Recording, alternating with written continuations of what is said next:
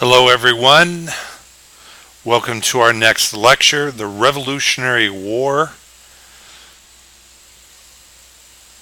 and American Women.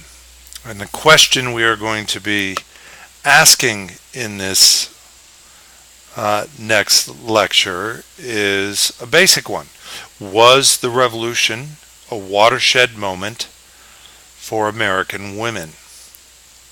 That is, did the American Revolution, with its commitment to liberty and independence, provide liberty and independence for American women?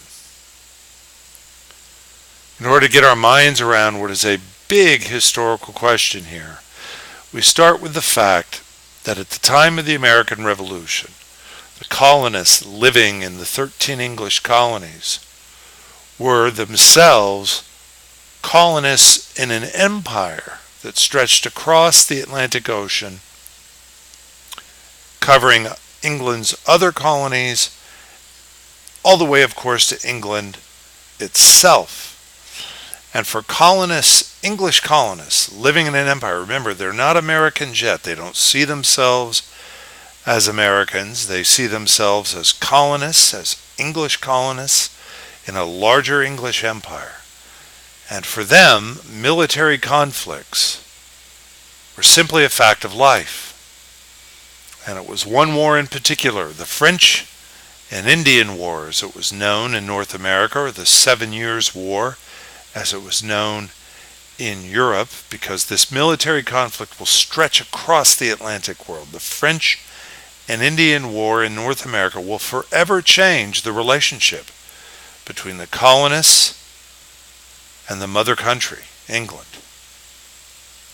And so to begin to understand not only the American Revolution, but the lives of women within it, we have to get a little bit of background here regarding the French and Indian War. The bottom line is by the 1750s, England was at war with France. And England had decided to invest heavily in this war, in its North American military maneuvers, you might say, because England, rightly, I think, judged this war to be a war for dominance of North America. And by 1760, the French were on the verge of losing that war. We're on the verge of surrendering all of what previously had been New France, that is, the dominions of Canada and various and sundry other places claimed by the French. By 1758, 45,000 troops, about half of them British regulars and about half of them colonial volunteers, faced fewer than 10,000 French troops in what was becoming known as the French and Indian War. So a sizable investment by the English that included thousands of militiamen from the English colonies of North America, ultimately defeating the French in a great war for empire over North America. And it was England's victory, after all, that brought a new scale of empire, which you see in the map here. Previously, the 13 English colonies had composed the main body of Britain's North American empire. But now with the victory over the French in the French and Indian War, as you can see, a much larger area here covering Canada and the St. Lawrence Seaway, all the way to the Mississippi River and south to Florida, though this was still a disputed territory, if you will, held in colonial terms by the Spanish. Nevertheless, potentially, this entire region now within the grasp of the British due to their victory over the French. But with this came great costs, literal costs, and a new set of financial and administrative challenges. It was estimated that a price tag of some 4 million British pounds were necessary to secure Canada from the French, 10 times what the French had spent to defend it, and this new huge region stretching from the Atlantic to the Mississippi, from Canada to the Gulf of Mexico, would have to be secured by the British from future attacks from the French, the Spanish, and the native peoples who resented England's victory in the war. An estimated debt, total English debt, of some 73 million to 137 million pounds had been incurred by the British to win this war. The interest payments alone on the debt that the British incurred, that is, the interest on the loans they now owed to European banks for the money they had borrowed to fight this war, those interest payments alone now consume some 60% of England's total budget in the 1760s. So yes, England and her colonists had won a great war for empire, but there was now terrific uncertainty as to how the empire that had been won could be maintained and paid for. All of this was, as you probably know, the beginning of an overhaul of English imperial administrative practices. The old way of doing business would no longer be sufficient, as the English, now centered in its governmental authority in Parliament and the King back in London, would have to reform the governing of this empire in order to make it pay. And that reform included, of course, reform in taxation and regulation of commerce designed to make the large colonial empire more cost-effective and easy to administer. Parliament began with the Proclamation of 1763, designed to create an orderly process of Western land settlement, while reassuring the native peoples that their own territorial boundaries would be respected.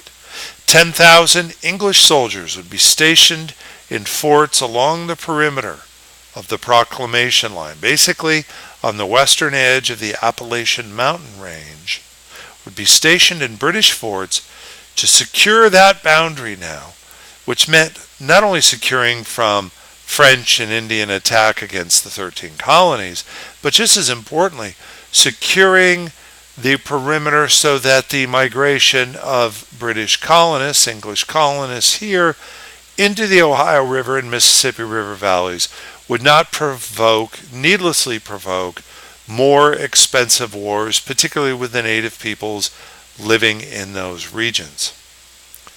As a result, the edict proved very unpopular among the colonists, who felt that the English victory in the French and Indian War, which was partly their victory, would open up the western lands to settlement by the colonists themselves. And so this becomes the first great conflict, if you will, between the English Crown authority and Parliament in England and the colonial population now living in the 13 colonies, who are desirous of making good on Western land claims, but see themselves now prohibited from doing so by a larger English administrative policy. Note that all of this was coming at a bad time economically for the colonists, as a post-war crash had left many colonists hard-pressed to pay their outstanding debts. As one New Yorker put it at the end of the French and Indian War, everything is tumbling down, even the merchants themselves, so that transatlantic commerce, which had been the lifeblood of the English colonial system, had been so disrupted by war, and the English debt so onerous in winning the war, that now the trickle-down effects of economic hard times was making life very difficult in the colonies, especially in the shipping centers of Boston and Philadelphia and New England, Providence, Rhode Island, New York, Charleston, all the great shipping centers of the 13 colonies, in particular, hard hit now by the post-war economic depression, and potentially harder hit by the reformed policies of the English Crown with regard to taxation and the regulation of trade. Okay, so far that's a pretty standard account of the coming of the American independence movement. But our purpose, of course, is to find women at the center of this narrative. And to do so, we have to take a side door into the story, not looking at the affairs of politicians and parliamentarians or great shipping merchants, but rather at the lives of everyday people. And to appreciate this, we need to understand how the economic and cultural foundation of the colonies had been developing over the course of the 1700s up to the time of the French and Indian War.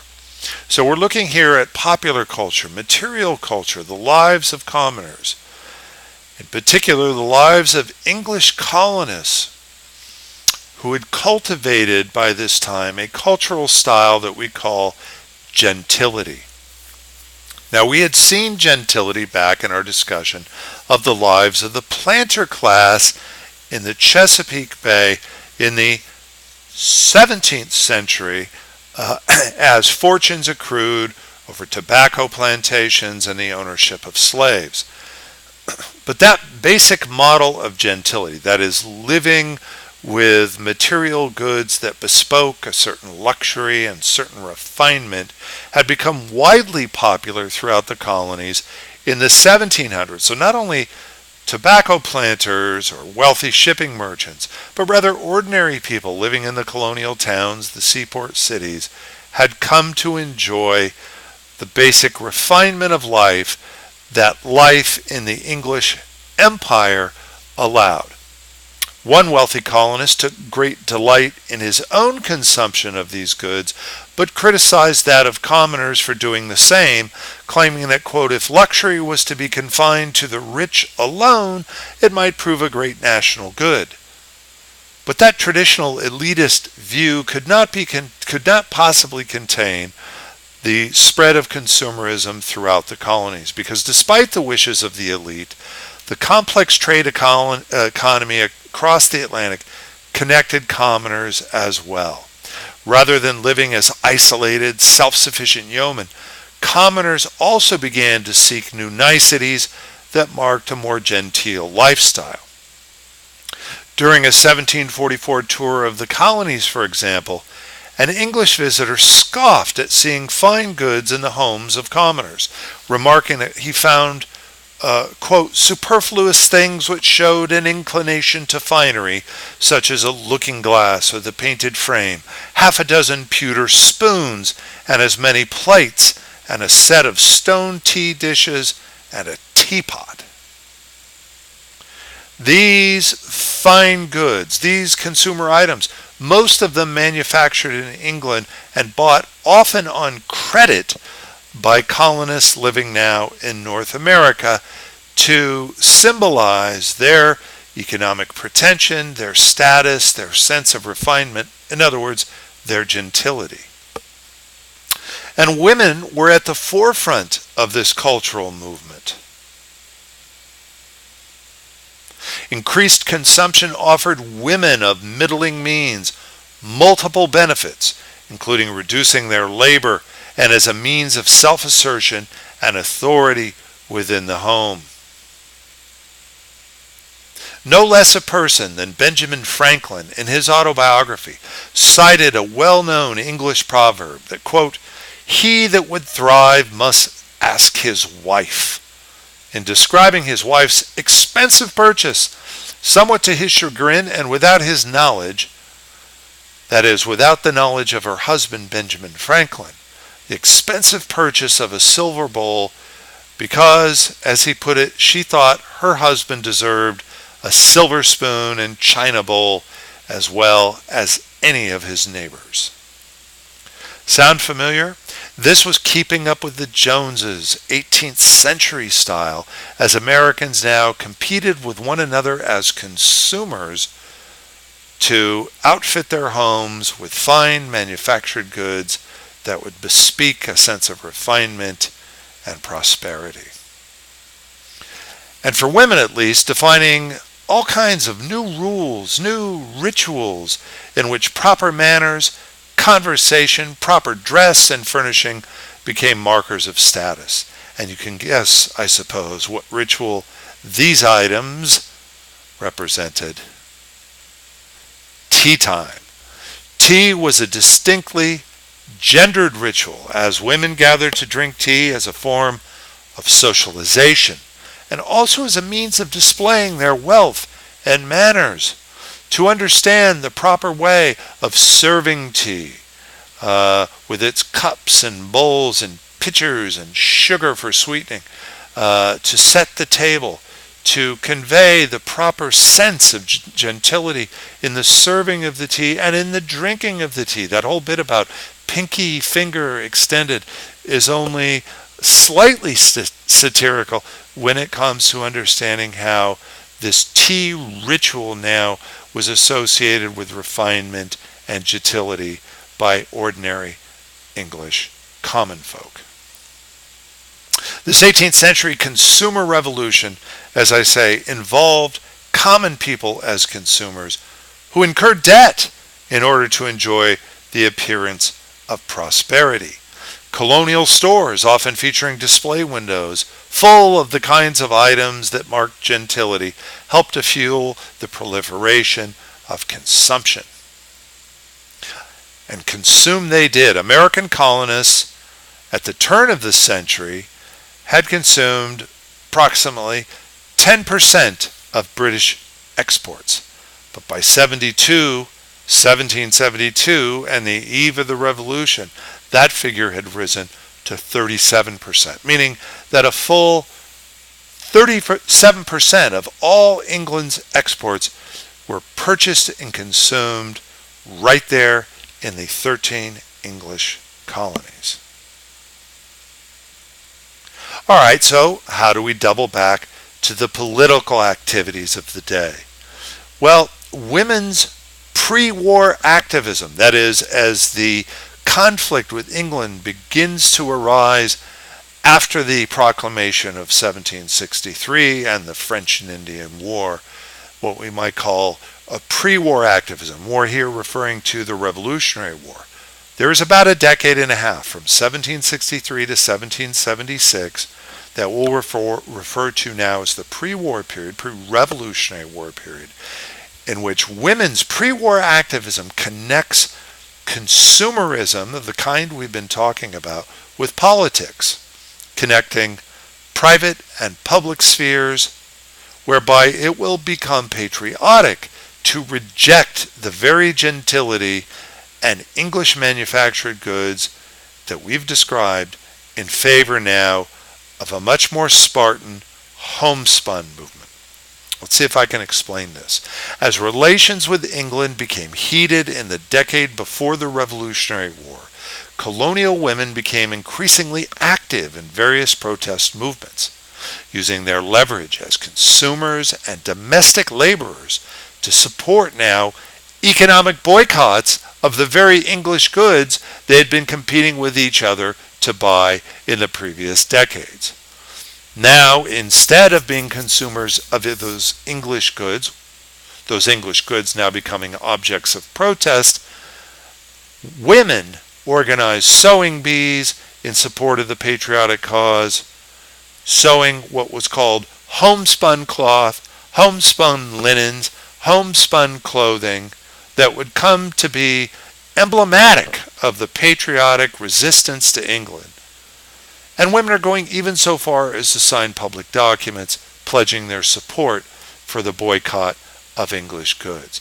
So now women are at the forefront of a new political movement, that of resisting and boycotting English imports in the age of English taxation and regulatory reform. And keep in mind, you can go back and you can look at how Parliament was shaping these new imperial policies to affect, for example, the cost of imported goods into the colonies, and requiring at the same time that the English colonists in North America purchase those now regulated and often more expensive because they were taxed English goods.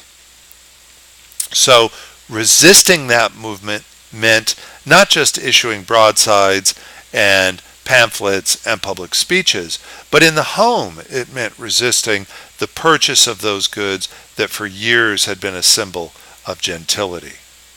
The colonial homespun movement was a political tool, in other words, to encourage support of the patriotic cause. And who was at the forefront of that homespun movement but women?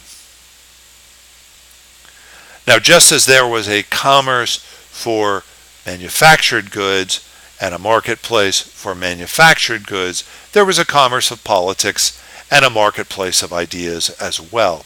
And political views, opinions, debates, and philosophies define the exchanges of the Atlantic world in the same way that silver teapots and spoons and trays did also. This was, after all now, the age of the Enlightenment, in which the revolutionary age became a time of rational thought and scientific knowledge, when scientific knowledge became the basis for many areas of human endeavor, including politics. According to Enlightenment principles, for example, human reason itself was a sufficient tool to discover and explain the intricate workings of nature and human society. In politics, Enlightenment philosophers argued that government and law should be based on scientifically valid principles of natural law and natural rights, rather than ancient superstitions and claims of superiority by titled nobility. As John Adams, revolutionary leader of Boston, said, "You have rights antecedent to all earthly government, rights that cannot be repealed or restrained by human law, rights derived from the great legislature of the universe." And so it was in the first great colonial political gathering during this constitutional crisis with England that in 1765 a body known as the Stamp Act Congress famously issued resolves, one of which read, quote, "that it is inseparably essential to the freedom of a people and the undoubted rights of Englishmen that no taxes should be imposed on them but with their own consent, given personally or by their representatives." And so we here see the intersection between the strictly political, legal, and constitutional principles created now in the hothouse of constitutional crisis between the colonies and England, Mother England, at the time of the Enlightenment, in which new and bold principles were being put forward, such as no taxation without representation, such as that all men had certain rights that governments were bound to respect. And somewhere in this maelstrom of political conflict were the very wives and mothers and housewives whose own political contribution now to the homespun movement and to the boycotts would be the critical popular support for these enlightened principles. And all of this, of course, required that women themselves entered a new political sphere. Parliament's efforts to restrict and regulate colonial trade at the very heart of the conflict led to a non-importation agreement among the colonies. Building on various boycotts of English goods, the colonial leaders hoped to inspire solidarity among colonies and encourage independent manufacturing, thereby lessening the colonial dependence on England and English manufacturers. The participation of women in these non-importation efforts won sharp rebuke among critics in England, and famously so, such as in the scene here lampooning, quote, "a society of patriotic ladies."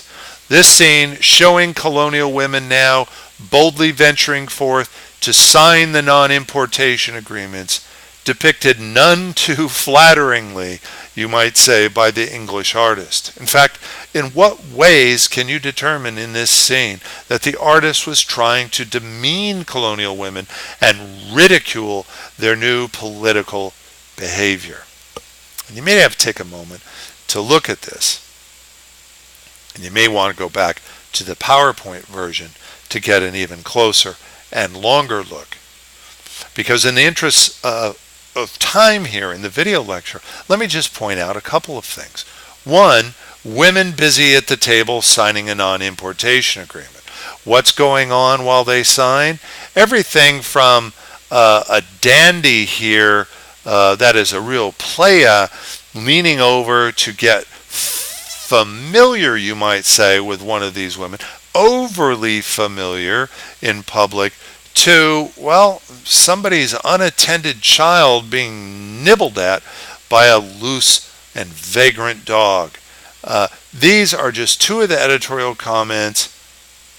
What's this person doing? Gulping from a bowl, it looks like. Was that one of those fine imported bowls? It's hard to tell. But essentially a scene of chaos and bedlam in which the proper roles of genteel women now have been completely given over in the patriotic hothouse of conflict with England, and in effect the world turned upside down. This was not in any way meant to be a compliment to either the patriotic women or the movement toward independence. But it does tell us just how political women's actions now were being perceived. We don't have to look very far, in fact, to see that many of the dominant images that arise of the American Revolution were strictly gendered images, with women depicted in various guises and in various ways, both for and against the colonial cause. This particular cartoon, showing England, Mother England as a female, and America once again as a native female. "I'll force you to obedience, you rebellious slut," says Mother England in this 1776 cartoon, while America, depicted as a half-naked native woman, replies, "Liberty, liberty forever, mother, while I exist."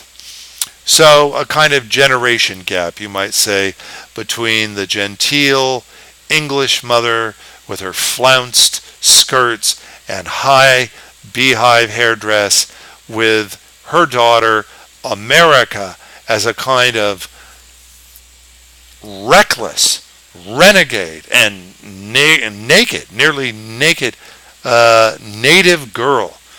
Gee, if you didn't know better, you might think this was a scene from 1960s America and the generation gap, as kids in the college era of the 1960s became partial to, shall we say, the counterculture down-home stylings of the hippie movement.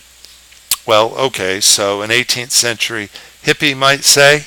Well, probably not. Let's stick with the historical context and was meant to be a contrasting image here of female icons.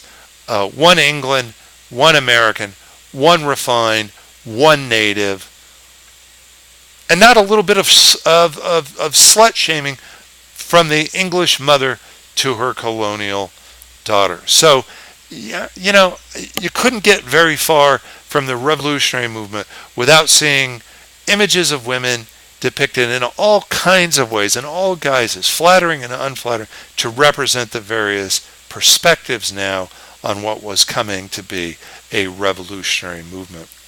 And once again, gendered imagery is paired with rape. You'll recall the Discovery of America image I showed you last week at the beginning of the course. Well, once again, rape being used to dramatize the European connection with the America, although in this case specifically with what was meant to be the injustice of English policy between the mother country and her colonies. The title of this print was "The Able Doctor, or America Swallowing the Bitter Draft." And basically it shows America as a pinned down, half-naked woman who is being forcibly violated here with a teapot. Recall that the Tea Act was one of those bones of contention, if you will, between England and the colonies, being forcibly penetrated now with a teapot, while this character, this unsavory character, is lifting up her skirt to look underneath, while the also gendered image of liberty can only hide her head in shame, as the fruits of the English parliamentary policy now lays bare America and violates her. Wow, you talk about a labored metaphor. But the fact that, again, that it's gendered and involving rape here also tells us something about the basic mindset of the day, where masculine and feminine gendered ideals are intermixed now with the politics and conflicts of England, the mother country, and the colonies. No wonder women are becoming increasingly agitated, colonial women becoming increasingly agitated and setting forth to make their views known.